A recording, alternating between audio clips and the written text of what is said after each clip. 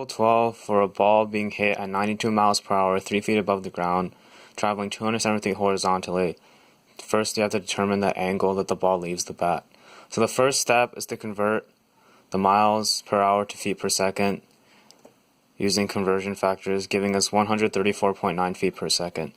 Next, the two parametric equations, x equals time times initial velocity times cosine A equals, and then the y equation is y equals negative 16 t squared plus time times initial velocity sine of the angle plus the initial height.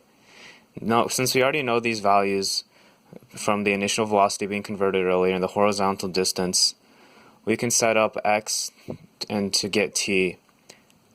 T would of course equal 273 over 134.9 cosine A, displayed right here. Next, set up the equations. The height can be set to 0 because this is when it hits the ground. Plug in t with this, substitute t with this, and simplify.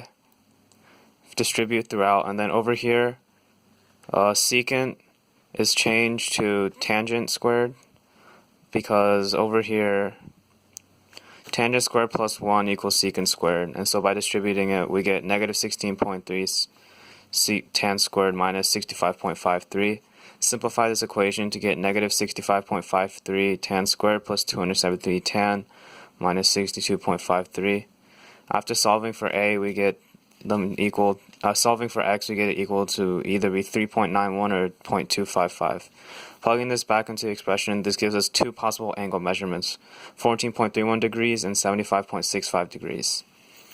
To determine which one of these is correct, plug the angles back into the original formula to find which time is more reasonable, and 2.09 seconds is a more reasonable time.